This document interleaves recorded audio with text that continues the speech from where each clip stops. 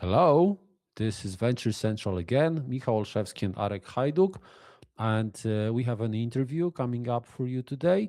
Uh, who is our guest? You will learn about it in a second, or maybe you read it in the description of the video. Congratulations, you're very smart. If you read the description of the video, you probably saw also that we have some nice links for you there, and one of those links guides you to a possibility to buy us a coffee, which is a nice reward for our hard work here. We love coffee. Yeah, I just have a warm cup of coffee here. You can buy us another. This is the one from the last time, right? Yeah, exactly. So you can buy us a coffee, and there is another option to support our show. We have partners at Nikalab.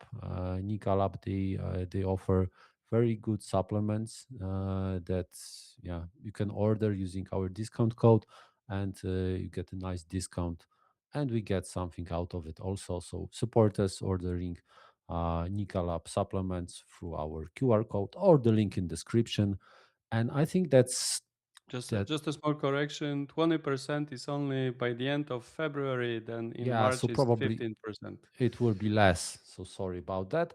And that's it. I think time to introduce our guest, our female guest. I will let her into our show here just a second, and she will start with telling us all where she hails from, who she is. She has a very interesting story to share. So let me bring Daiva here just a second. I Welcome, Daiva, think, to the show. When Micha will switch you yeah. on, we will Hello. start with the first question.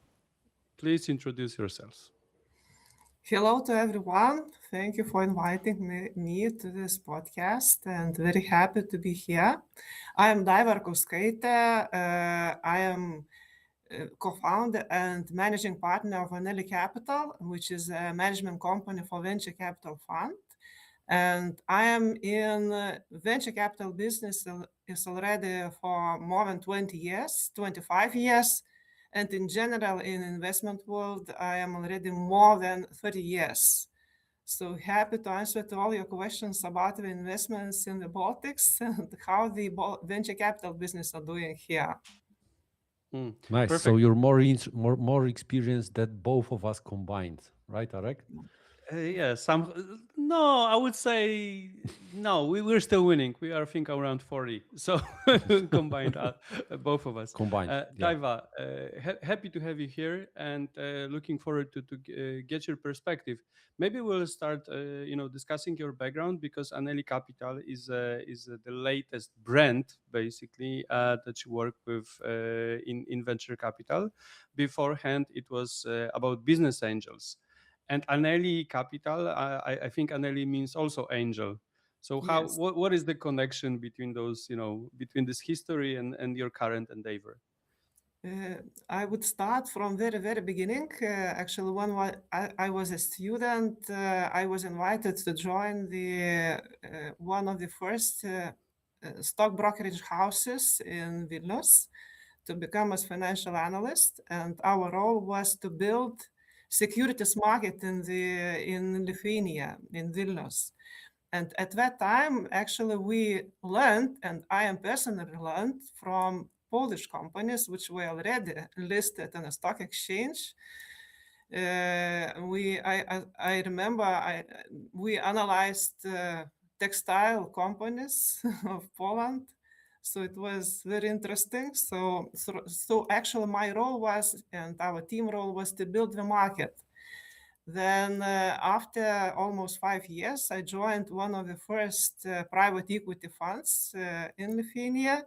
And again, we were among the first in the Baltics in such a type of business. It was a very interesting experience. Our fund was fully funded by European Bank for Reconstruction and Development. So, and we were successful that we made investments and exited at around 20% IRR for our investor. So at that point of time, we were among top 3 funds in the Central European region, reaching such results in a BRD portfolio. So we were proud about that. And at that period of time, we saw that there is a lack of funding for small business because the companies were able to get financing only if we reach 2 years old and has a pledge to bank was to pledge. So we saw the opportunity to somehow to enter this market. And at that point of time, European Investment Fund came to Lithuania and proposed like a funding structure to establish venture capital funds and including business angels funds. So we started, we established Business Angels Fund co-investment fund, which role was again to build the business angels community here in Lithuania and Baltics. So we had 2 funds as Business Angels Fund, and even if we called the fund as Business Angels Fund in order to make a marketing about business angels. So we saw that it would be easier to teach the market what is a business angel when we will call the fund as business angels. And it's funny story that after around 15 years, we became so generalistic that everybody treated us as LITBAN, like Lithuanian Business Angels Network, and started calling us as network. So we saw that we have to do something, and there is a time already to go to next direction, to go to the private, more like a private equity type of firm, not co-investment, but pure venture capital. So therefore, we changed our name. We rebranded to Aneli. So Aneli is first letters is from angel, like to be more angel related. And the next letters are actually true story that tried to find which name is not occupied by venture capital fund from AN, and found that Aneli is the only which didn't occupy it.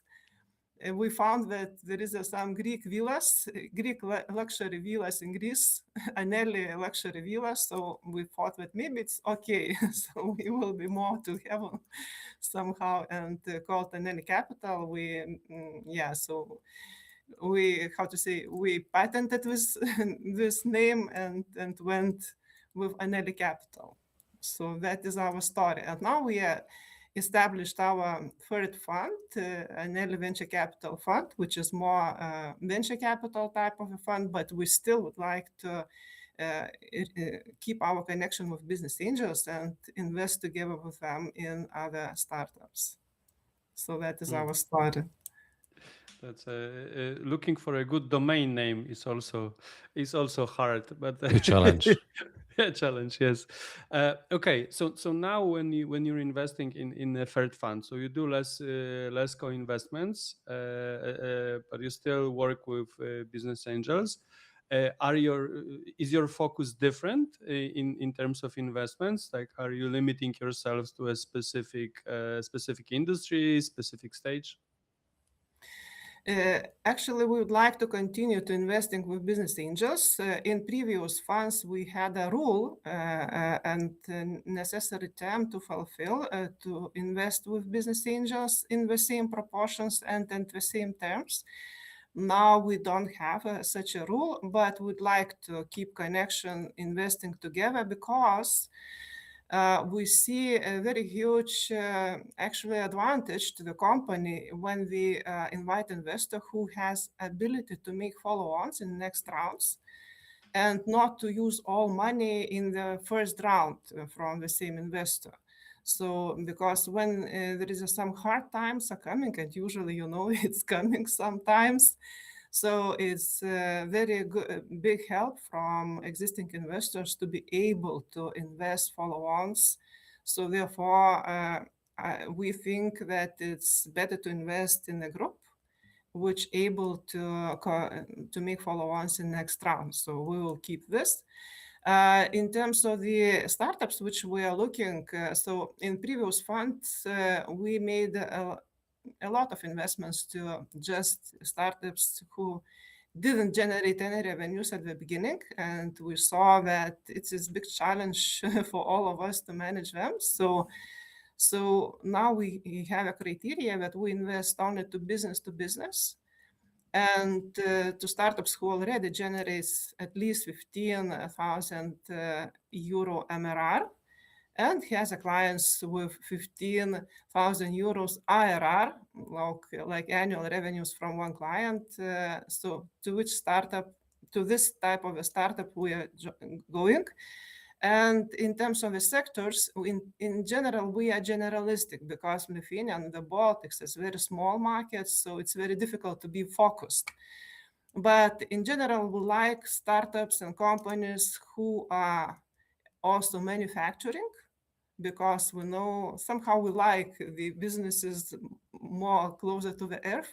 But now we see, because of the China and competition, regarding some manufacturing facilities, it's better for Europe to have here and in Europe again to back factories here instead of China. So we see a huge opportunity here to investing to modernization of the factories, more robotization, and also we investing to technological startups like laser, for example.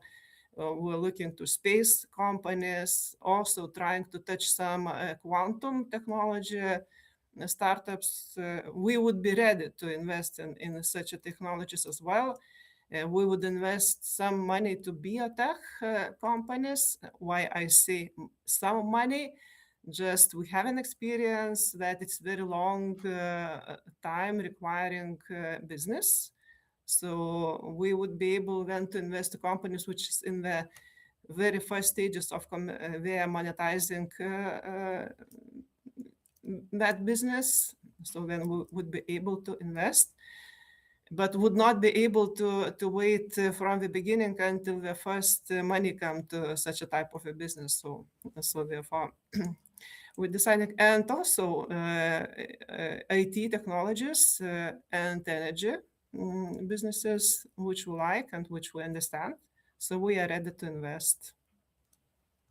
Okay, and that model involving business angels, this is something that you came up, by yourself, or was it?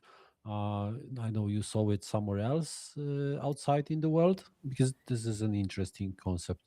That story was that EIF, European Investment Fund, has decided to make a test here in Lithuania and to establish Business Angels Fund co-investment fund and to see how it looks. Their idea was at the beginning that to encourage countries not to give to the companies just the grants, but start investing money and pay back, receive a payback to the budget. And like their role was and the goal to build venture capital and private equity and business angels ecosystem here in the Baltics and even in Europe. So we were first found as a role model for AEF, at least what we knew at that point of time. It was the year 2008 when we came with this idea. And after we were established as a structure, later on we knew that the European Investment Fund encouraged other countries as well to establish the similar type of the funds, like co-investment. So, and we had to find business angels who would like to invest, and by this, step by step, this business angels investment ecosystem has been created. And in Lithuania now we have I would say close to 500 at least business angels. At least 300 of them are official, like who are members of Litban, and I am sure that around 200 are unofficial who are still investing in startups, but we are not members of Litban as a network. That's and super actually interesting. able Yeah, now but to invest yearly around 10 to 15 million euro to yeah, startups. because I just want to comment that for some reason this wasn't the approach that was chosen in Poland, and we like the co-investment funds that they just start to appear recently, and that was not a part of the development of the Polish market. And right now there are not that many, like we have lots of business angels in Poland, right, Arek? But the Yeah, number, like compared to the amount of people in uh, the country to Lithuania, this is like the comparison here is insane. Like 500 active business angels in such a small country.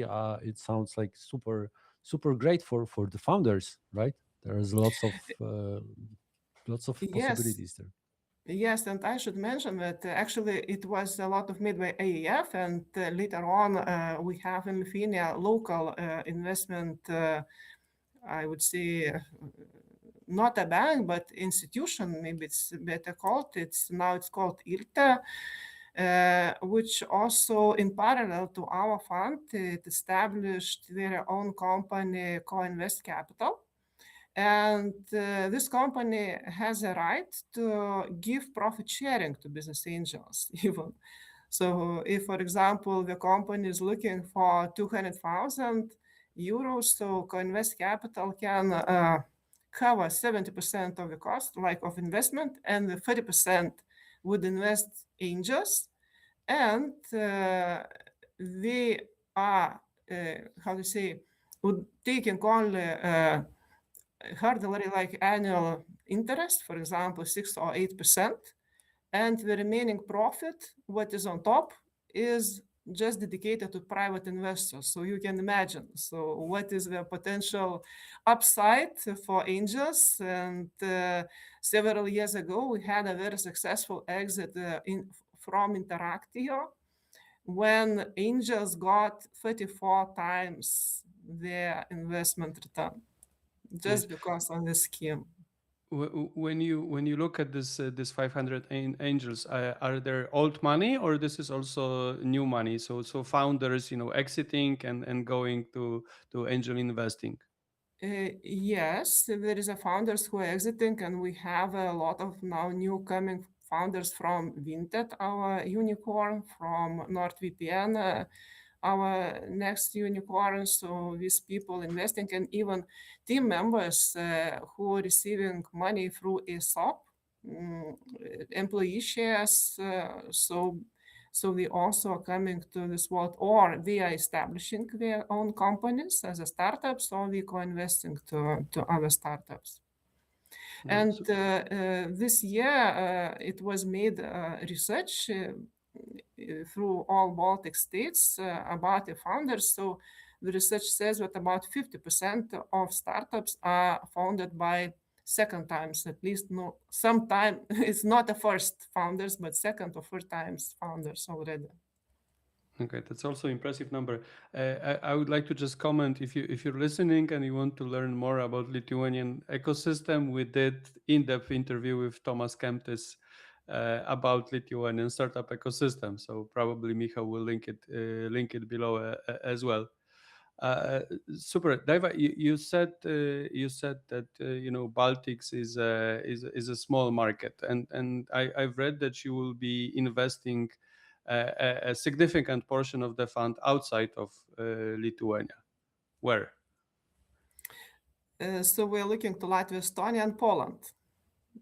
So, Okay. so these countries, why these countries? Actually, we know Latvia, Estonia, and we know a lot of good startups, even especially in Estonia, and also in Poland. We see a huge opportunity here. You are a big country, and we see that market is developing very fast, and we see here also the huge opportunities for investment. Okay, and you're actively present in Poland, or Polish startups just approach you as another fund? In Poland, we have a partner, Jacek Blonski, here in Warsaw. So he has a huge network, but also we see that we are receiving directly the applications from startups who'd like to like presenting to us directly. Okay, and you perceive Polish VC funds as a competition or potential co-investors? We both? perceive us as pure co-investors, as partners. And even we, in our Lithuanian Venture Capital Association, have a member, Bald North, which is a Polish fund. So we would like to be more partners than competitors. I think then everybody would win. Okay, we can also, we will link interview with guys from Balnord also. We did it previously. Yes, with Marcin Kowalik. Okay, when you look at the Polish startups or Estonian startups or Baltic startups, do you see any differences in terms of, I don't know, cultural approach or readiness for the market or, I don't know, sales approach? Yes, there are differences. I would say there is some even funny story, that even Latvians, Estonians, Latvians, and Lithuanians, we differ a lot. Somehow, no, looking to numbers, we see that in Estonia, it's like Estonia and Latvia in terms of number of inhabitants, close to Lithuanian number of inhabitants, but Estonia has the largest number of unicorns versus Lithuania. But maybe that's why because we need to survive somehow and we need to be very creative. Therefore, we are creating a lot of unicorns in Estonia. So in terms of the financial terms and how we present the startups, how we're making business, actually they differ. And maybe several years ago, we were several steps ahead of others. This is my opinion. But Latvians also would like to be cool, and we have very interesting startups as well, and even unicorns. And I'm very proud of Latvians, how we are developing and what is the new ideas we're developing. So Lithuanians also would like to be then somehow to be very creative and to be competitive with all of us. So we are improving as well.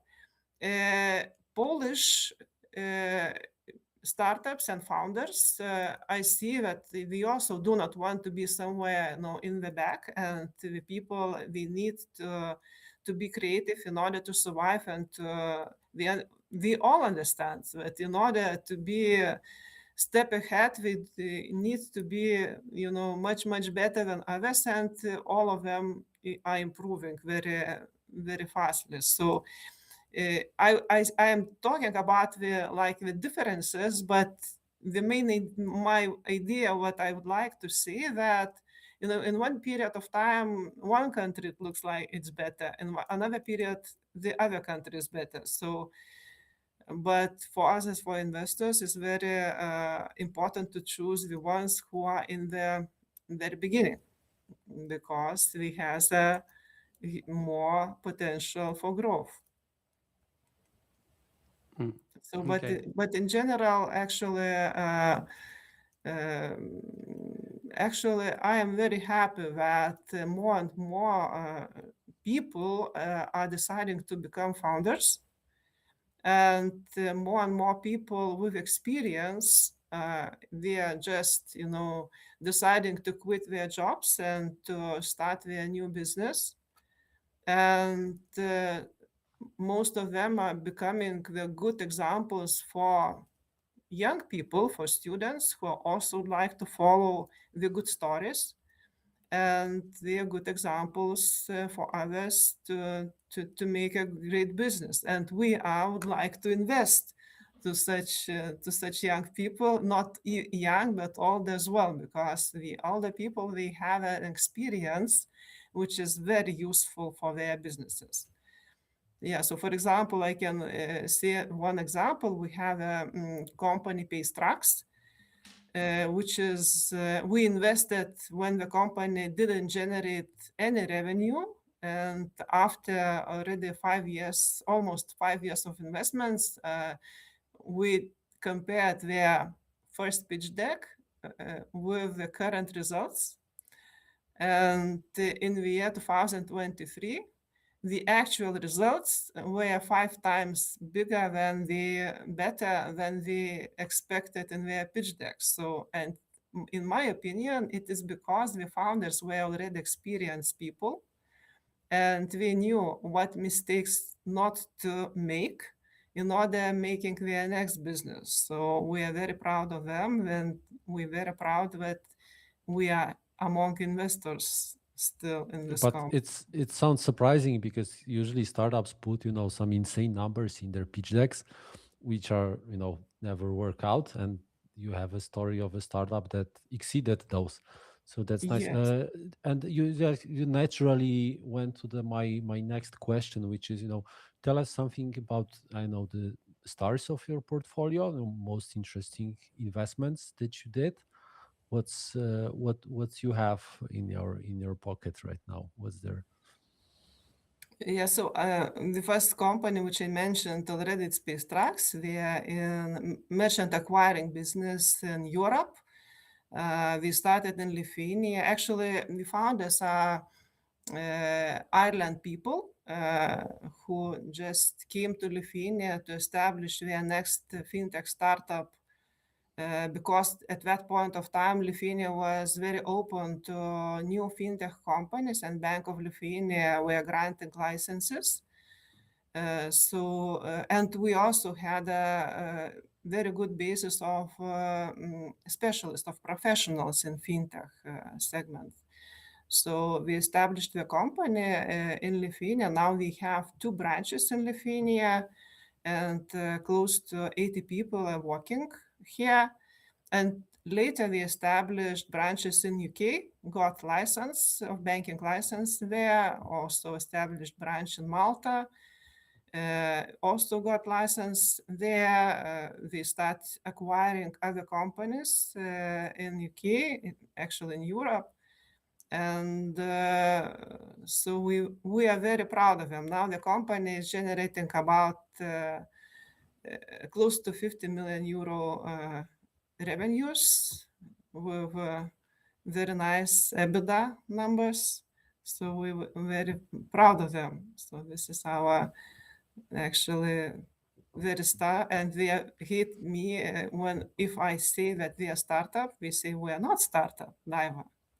We're not a startup. We are a very matured company, just established a few years ago. So I am respect. Actually, yes, we have an experience because what means what we say this to me? We say that usually in the market, if you see a startup, it is connected with bad quality.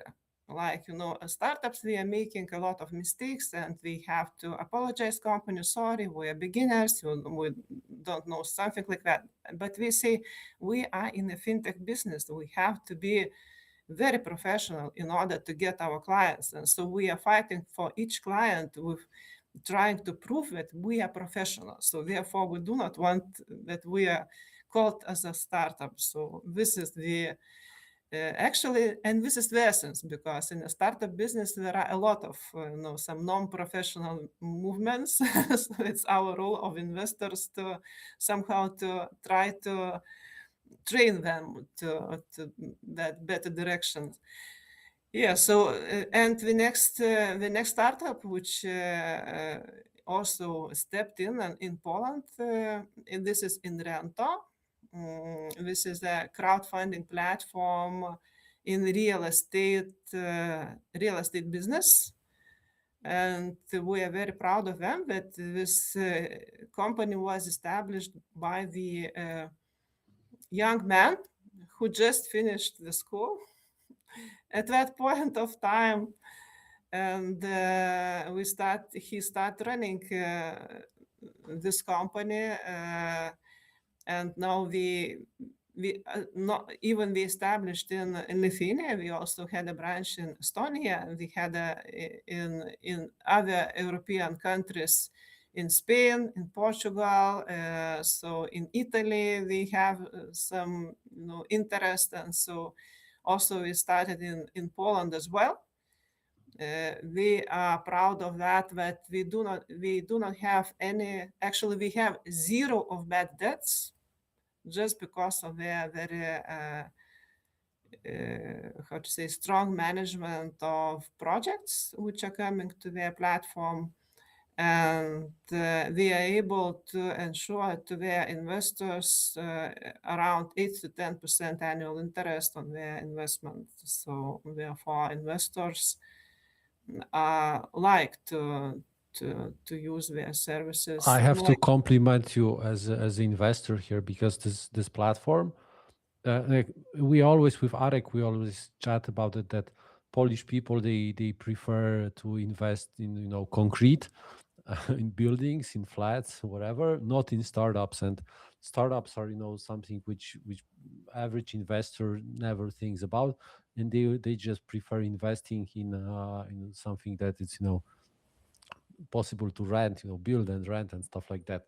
So, and this is a platform that does exactly this. So it's probably a good product to market fit. Yes, Alva, Daiva, sorry, I've read on the website Alvernia, that's why I missed it. But Daiva, when you invested in those great successes, did they come to you with the vision of being pan-European, global? Because you said both companies started in Lithuania, so in a small market, and usually VCs are nah, I want global from a day one.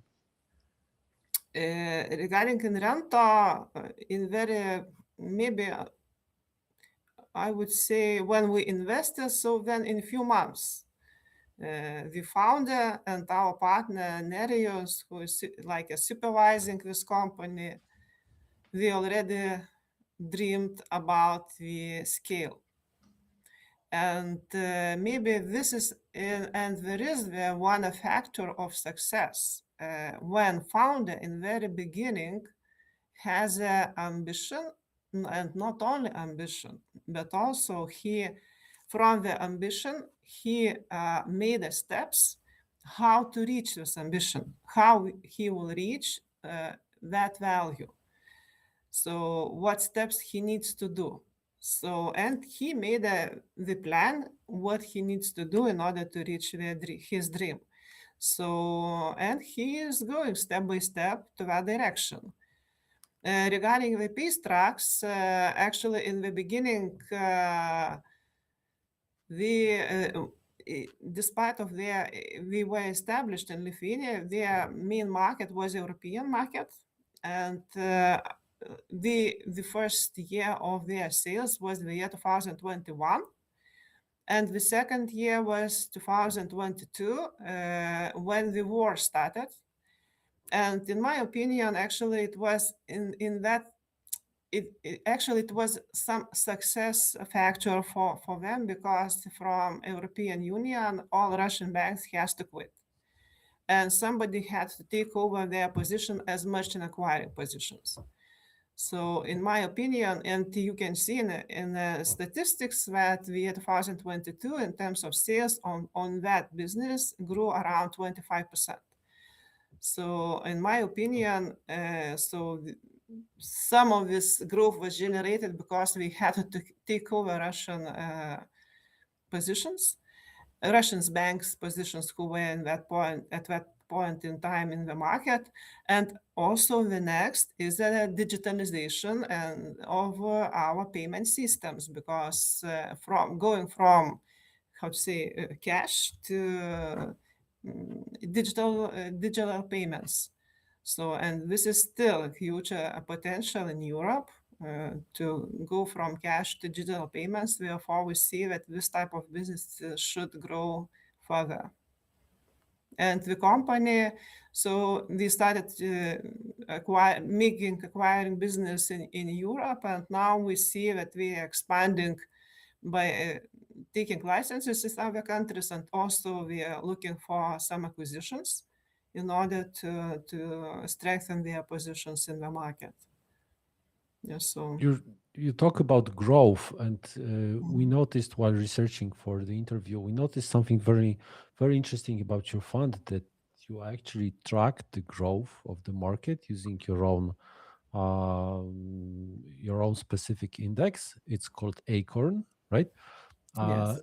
Tell us more about it, because this is a like unusual approach and pretty creative. What is Acorn about?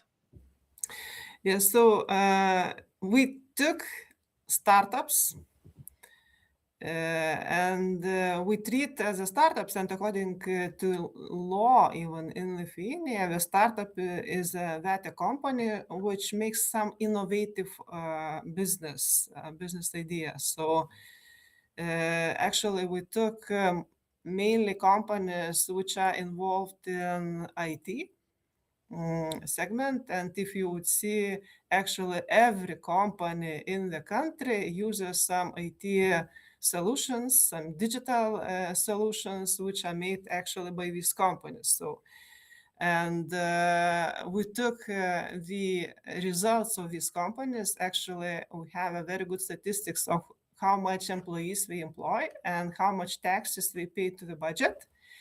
And in terms of the taxes paid per employee by that company, we calculated index, what was the performance. Because if the one employee pays more taxes like to the budget, it shows the health of the economy and the real growth. Because if a company able to pay more taxes per employee, it means it creates more value to the So the not more only to taxes, yeah, the more taxes, if we pay more taxes to the budget, it means that we create more value for company and for the budget as well.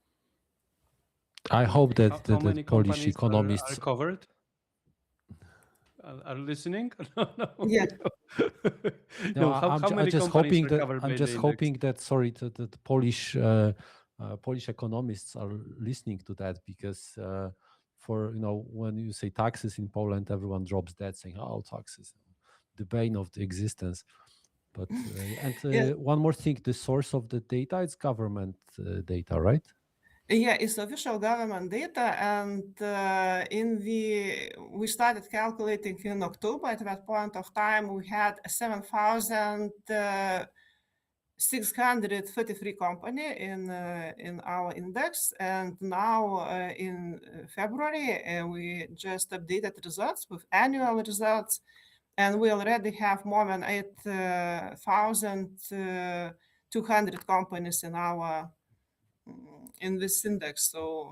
So you see that the companies are improving, and like number of these companies are increasing.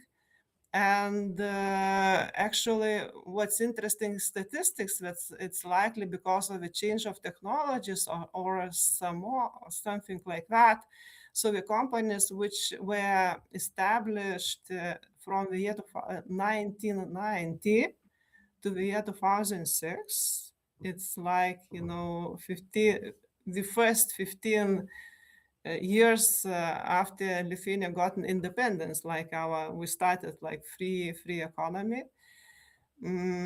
So these companies like already, how to say, became very matured, and number of such companies naturally declined because most of them bankrupted. And the companies which were established after the year 2006, it means now they are of age around 17 years. These companies are paid 3.4 times more taxes per employee compared to this very first companies. So we see the interesting performance and very interesting statistics, at least for me, that in the year 2020, we have somehow the boom of most taxpayers compared to the companies which were established in other years. Somehow this pandemic year was very good for the startups, and we generate one of the most generating taxes, one of the most taxes generating companies compared to to companies established in other years. So it's very interesting for us. but the average number per company and per employee which pay the 120,000 euros.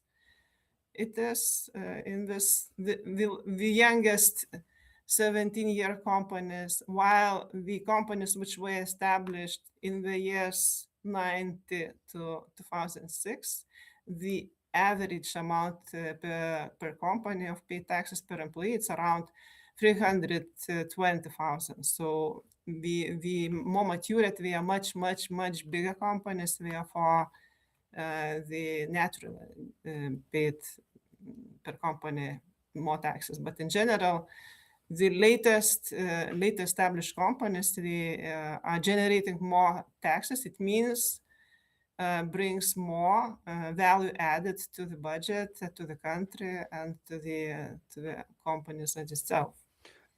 How do you use this index for your purposes? Is it only for publicity sake, or you use it also for detecting good investment opportunities? Actually, we are able to go very deep to numbers and to see by name of the company which company paid more taxes and which were outstanding. So I think that I answered your question. Okay, perfect. It makes total sense. Now I understand much better. Okay. And actually, Arek was the founder of the company in Poland that deals with company data, so he knows the value of that stuff pretty well, I think. yeah. Yes. So we invested to company Credo, and this is our portfolio company, which like making these databases, and therefore actually we pay for it. But we have the opportunity to go deeper to this. Actually, everybody can do that by just acquiring data. So. Perfect.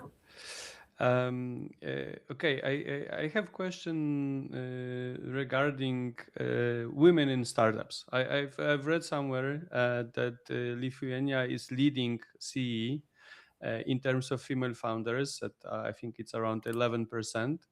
And very recently, we had this interview with Michał. We talked with two ladies that were creating a report about trends in Europe, and basically the data says that female founders are a guarantee of better performance of a startup.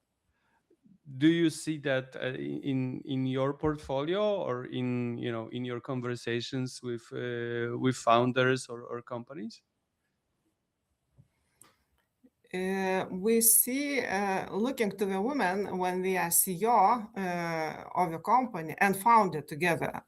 So we see a huge responsibility from all of them. So actually all women which are in this position, we see they are very responsible and very strong to succeed and to lead their companies.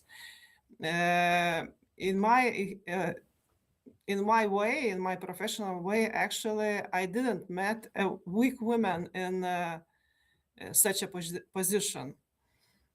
But actually, me as a person, I am very, how to say, neutral to gender. So I respect both genders. So,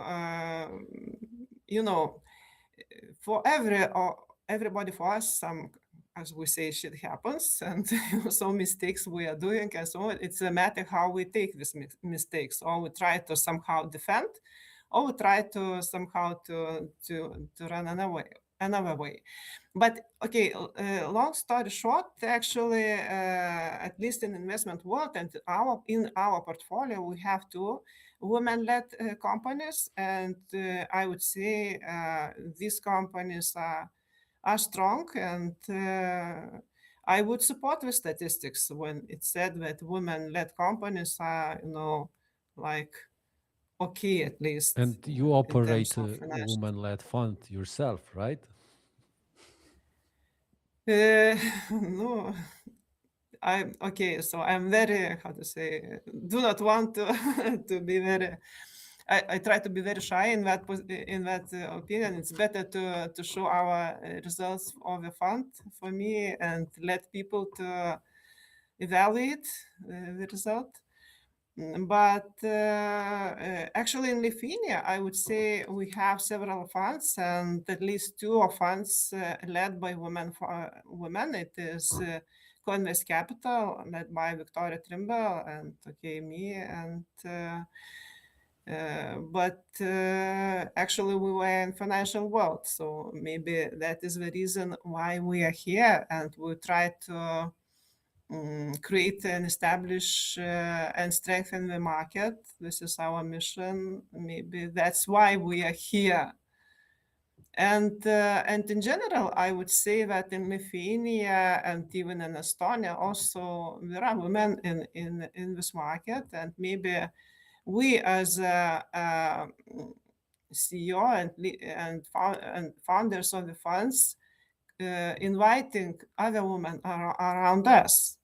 So maybe that is some courage to others to jump to this market as well. Yeah, and some people say that it's a in male-dominated field, you have to be better than an average male operator. So they select the best ones for leaders, right?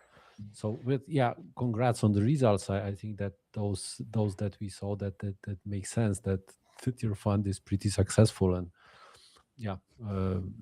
that's Thank you. Thank you. Okay, Daiva, this is the point of our interview when we have 3 quick questions to you, and we would like to have 3 quick answers.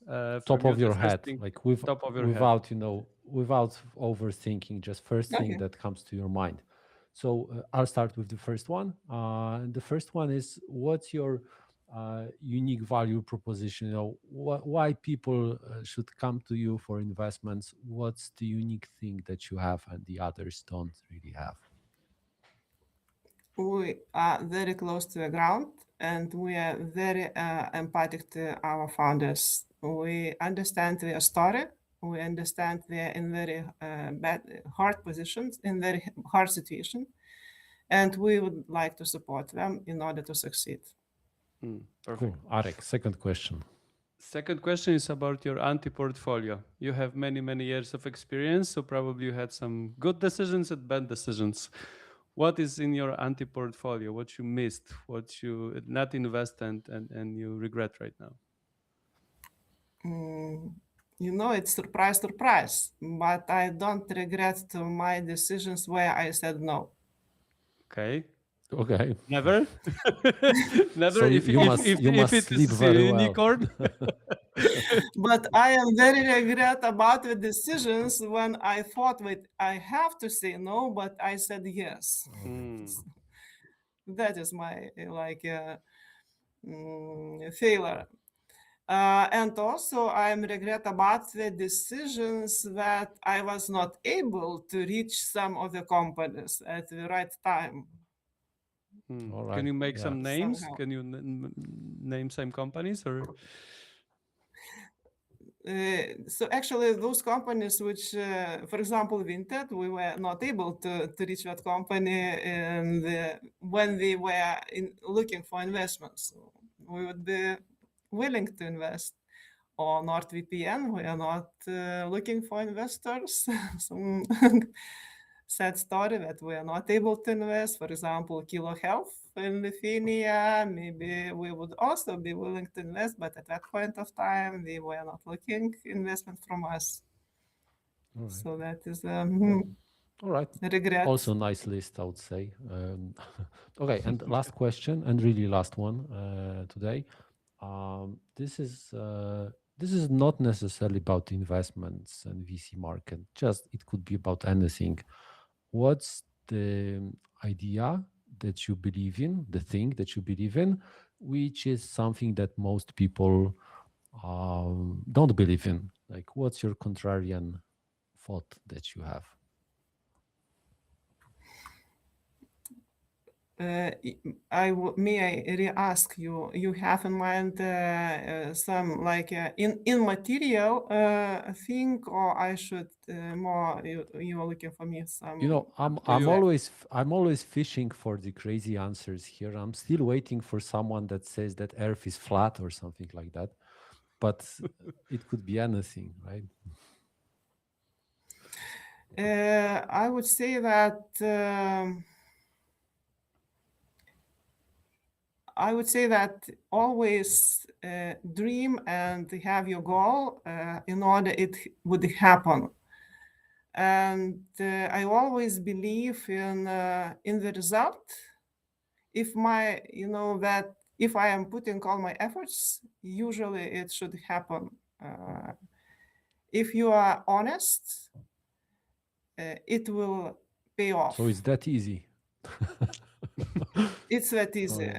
And should try. sometimes there is a sometimes we know we have to choose among money, between money or our values. So my choice is value, and I believe in that.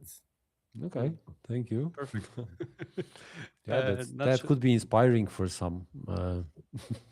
Yes, exactly. Daiva, it was a pleasure to talk to you, and really nice insights from the Baltics. I took some lessons, and I love Acorn Index. I hope we can we can generate more publicity around this index, because in Poland we would definitely use it. Thank you for the conversation. Thank you very much for very good questions and very nice time what we spent here. Thank you. Thank you.